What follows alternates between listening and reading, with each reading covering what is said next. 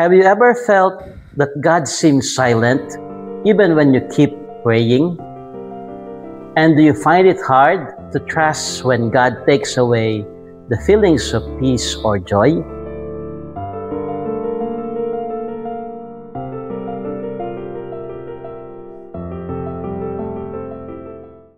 Peace, everyone. I am going to introduce again two books from our New City Press. And these two books are written by a great author, a great mystic. Her name is Saint Teresa of Avila, the first female doctor of the Church. And this is a simplified version of her autobiography, My Life, My Prayer, the autobiography of Saint Teresa of Avila, and Traveling Inwards, Saint Teresa's Interior Castle for Everyone, simplified for us by Elizabeth Ruth Obard. These books are beautiful explanations of the teachings of the story of the life of Saint Teresa of Avila, who is a master in teaching us how to pray. We know that in the Gospel, the disciples once asked Jesus, "Lord, teach us how to pray." And Jesus taught them the Our Father. And in the history of the Church, there were saints who helped us or who taught us how to pray in their following of Christ. And one of these great saints of prayer is no other than Saint Teresa of Avila. She lived in the 16th century, and we know that in the 16th century, the context of Saint Teresa of Avila was a time of the Renaissance, of the Protestant Reformation, of the Inquisition, and arts is flourishing. Also, great men like Columbus, Magellan were into exploration of the New World. And Saint Teresa of Avila was called to become a nun. And then she decided to commit herself totally to Christ. And with this calling from Christ, she decided to reform one of the oldest religious orders in the Church, which is the Carmelite order. That's why it's called the Discalced Carmelites, meaning those who are not wearing shoes. And these two books are her greatest legacy. She's teaching us how to pray and how to overcome this inner struggle in our journey to the center of ourselves, in our relationship with God, in our hearts. And she taught us some practical things in order to overcome emptiness, loneliness, especially when we feel this spiritual dryness in our prayer. And the classic example that she gave is about the 4 waters of prayer, especially for beginners. This is a classic example on how to take care of the garden of our soul and to reach that source of our inner strength, who is no other than God. So at first, she gave this analogy of really working hard in order to clean the garden of our soul and to get the water from the well. So we have to get water from the well. And at first, prayer can be hard work. Elizabeth Ruth Obard has given us some beautiful illustration to show the points of Saint Teresa of Avila. Then, in the first water, of course, we have to make some effort. We have to find time to pray to get that water from the well. And then on the second water, we can now use a crank, or a water wheel. And this is beautiful because after doing some effort, it becomes easier to pray because we already have set the garden of our soul.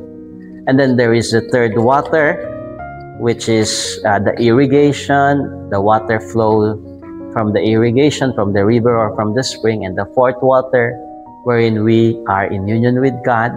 We just receive it from the rain. So we can all find this in this book, My Life, My Prayer. And then in this other book, Traveling Inwards, Saint Teresa of Avila wrote about the seven mansion, that the soul is like a precious diamond crystal with 7 rooms, with 7 mansions. And we are like, because of our dignity as daughters and sons of God, we are indeed more precious than diamonds. And it's like journeying into these 7 mansions. Yeah. At first, we have to have this, we really have to convert and then enter into the 7 mansions. I will not be speaking about the 7 mansions, but it's a beautiful analogy on how to reach the very center of that castle, of that inner castle, which is our heart, where we can find God. So these books will help us to be better in our prayer. Which part of the book touched you the most?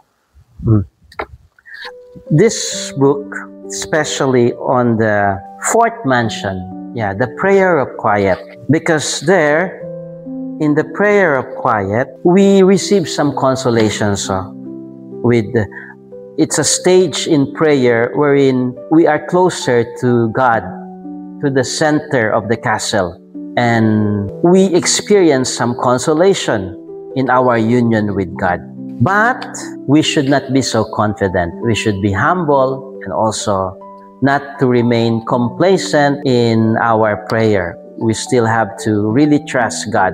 And I really like this prayer of quiet, consolations which come from God, and she terms it as a prayer of quiet. It's a prayer of recollection, wherein we are drawn inwards and we get closer to God. So what a sentence which touched me on the 5th mansion, wherein we are really making progress in this union with God, is that page 58. It's written here in page 57, the most important thing of all is love of God and love of our neighbor. These are the virtues we must strive for. She wrote that the surest sign that we are growing in the love of God is that we should be really loving our neighbor. We may think we are loving God, but the only real proof is our love for others.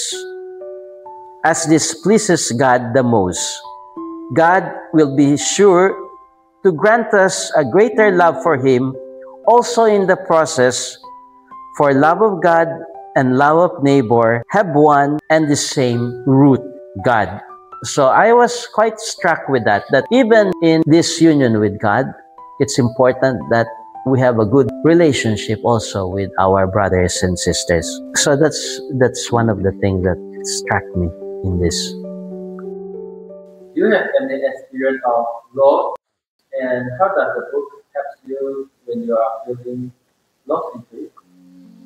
Yeah, sometimes in the spiritual life, we get tired. And we get tired in the journey because also we get sick, and sometimes we don't want to move forward.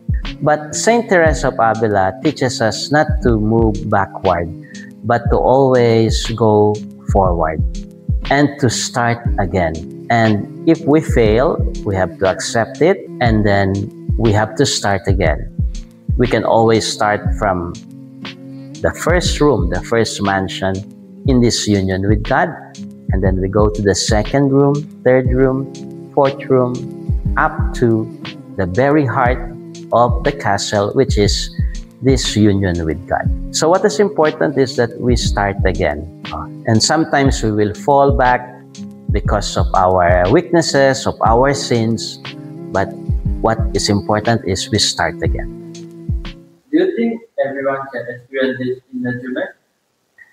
I think everyone can experience this in this journey in life, even those who are not Christians. Especially, we know that in Buddhism there are the monks who are also doing a lot of contemplation, like the contemplative nuns, the Carmelites, and they try as their effort to reach this very center of themselves, to be aware, this awareness of the divine in themselves. So I think this is something which is universal, because every person, I think every human being has this longing for something which is supernatural, for divine.